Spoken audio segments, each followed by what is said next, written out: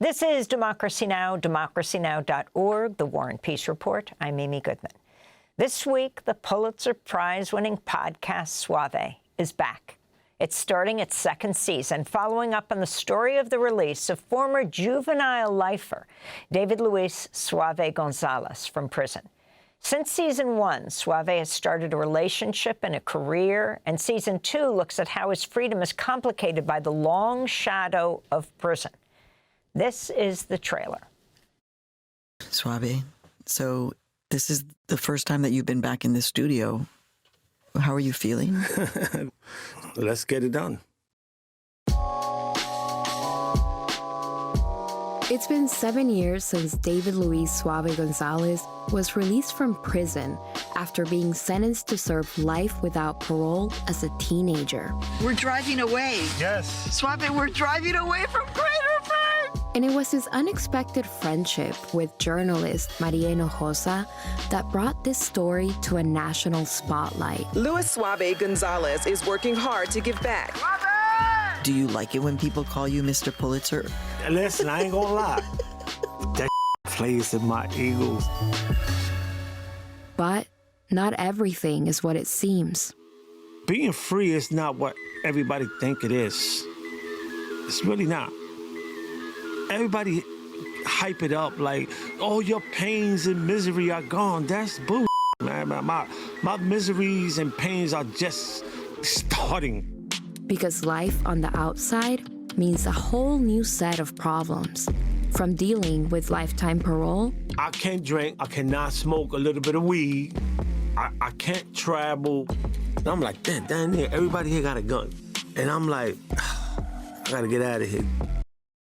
Trailer for Season 2 of Suave. As we reported in 2021, the podcast came after Hinojosa met Suave while she was giving a talk at the Graterford State Correctional Institution in Pennsylvania. In fact, Suave was sort of the inspiration for her talk there. He was pushing people to get that great Latina journalist into the prison.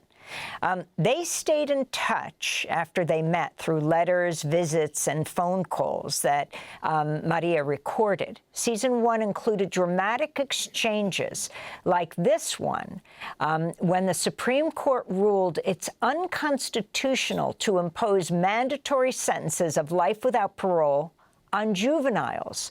The ruling was retroactive and gave thousands of people, including Suave, a chance at freedom.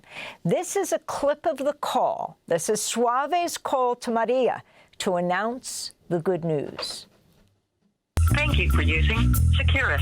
You may start the conversation now.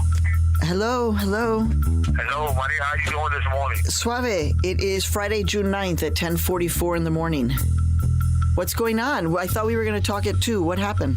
I wanted to let you know that the judge told the lawyer this morning we don't have to wait no longer. June 26th, 17 days from today, we're bringing him to court so he could go see parole in July. What? So it's like totally not a normal day for you in prison after 30 years. Today is... No. And last night, you won't even imagine, I had a dream like that I was eating Chinese food. What were you eating? Egg roll and some pork fried rice, and then I woke up and I'm in the head. So that's David Luis Suave Gonzalez in Season 1 of the Pulitzer Prize-winning podcast Suave.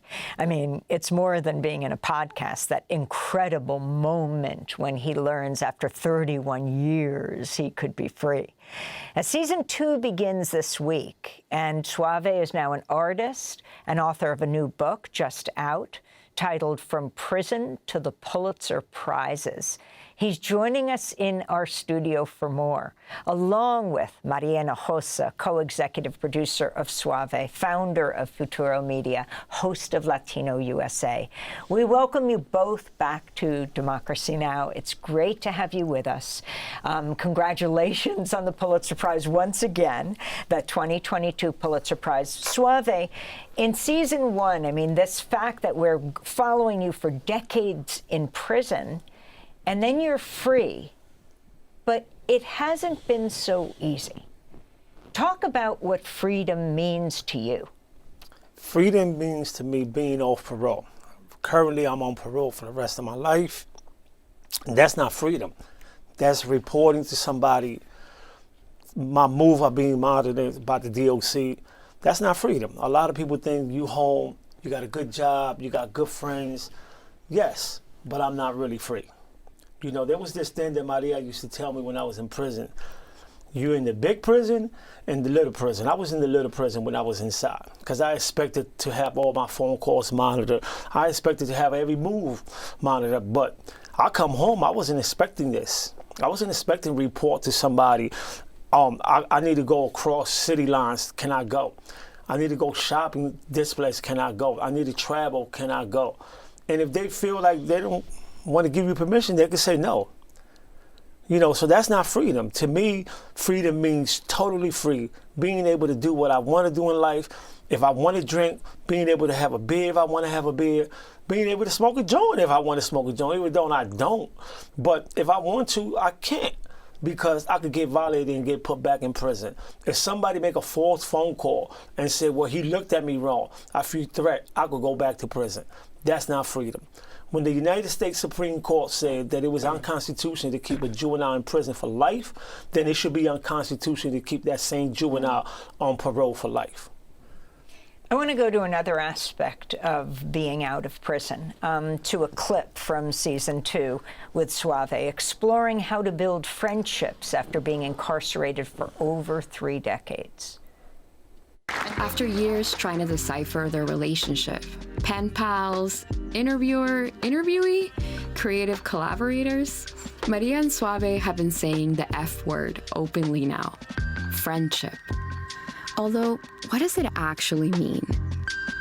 I recently asked both Suave and Maria to give me their own definitions of friendship.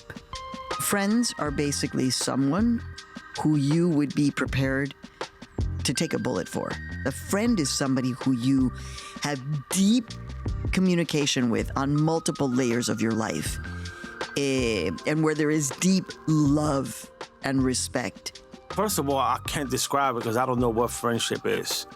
I really don't. I have a lot of people that I associate with, but when it comes to friends, I don't even know what that is, because I come from a place where there is no friends. In this friendship, in particular between Maria and Suave, it's had some highs, but also it's had some really rough spots.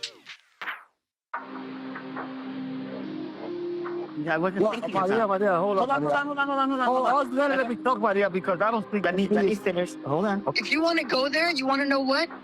You that you didn't call me. You're gonna apologize to me. I'm Maria, and also nobody ghosts me. And I was like, all right, but. And that's when I said to him, I was like, no one treats me this way, Suave. No one. Friendship, or intimacy in general for that matter, has been one of the biggest challenges for Suave since getting out of prison. How to connect with someone, how to be vulnerable, how to be open. All of these things that he never really had to think about, because in prison, it was so important to protect himself, to close himself off from other people. Someone that's been in prison for decades, it's going to take a long time to gain that trust. Because in the back of my mind, always going to be, if I ever get locked up, will you stick by me? That's Suave. It's the second season. That voice also Julieta Martinelli, who is the host of this series. Maria, you did the first series. You both won the Pulitzer Prize. So why the second series? And at the end of it, Suave's freed. So we didn't know that there was going to be a season 2 to Suave. We never, I didn't expect to win the Pulitzer Prize and an IDA award. Suave and I have this strange thing, which is that we record every single phone call that we make. It's just part of who we are. That is part of our relationship, journalist, source, and friends. We're like Maria, FBI, Hinojosa. That's really funny. But so we didn't know there was going to be a season 2. Thanks to the Mellon Foundation and the president, Elizabeth Alexander, the great poet, they believed in the project and they said, we want a season 2. And we actually, season 2, Amy, is so dramatic. And as soon as I finished binging on season 2, I called up Suave and I said, thank you. Thank you for telling your story for everyone to hear. It is incredibly dramatic. Suave is incredibly vulnerable. And we are asking that question about what is freedom, what is happiness, and what 31 years behind bars, 7 of them in solitary confinement, what it looks like when you get on the outside. 7 of the 31 in solitary confinement. You get out, you are free. People are saying, how does it feel to be free? You don't feel free, and you have a mental breakdown. Yes. Y'all gonna hear that in season 2. Yeah, because I really never had treatment. I never really went to therapy after incarceration to deal with the trauma. So I come home, you know, I'm living to other people's expectation, not my expectation. I want to fit in. And this is the problem of people that serve a lot of years in prison. They come home, they want to fit in, they say yes to everything, and not knowing that what we're doing is re-traumatizing ourselves. A lot of us are not ready to fit in to normal society. We need treatment. The DOC, the Department of Correction, need to at least take ownership. They need to take ownership for a lot of people coming home untreated. And trauma is real. And you're going to hear that in season 2 when my car was stolen, that I was just triggered to a space that nobody want to be in. And I realized that I need help. And I went to therapy because it was affecting my life. It was affecting my family's life, the people that love me. And then I started getting phone calls from people. It's like, I'm going through the same thing. But they're ashamed to speak about it because I don't want you to think I'm crazy because I'm going through a crisis. You know, I want to live up to that expectation. I'm a Pulitzer Prize winner. I'm this. But at the end of the day, I'm human, and I'm a person that served 31 years incarcerated without ever seeing a therapist. Mm-hmm.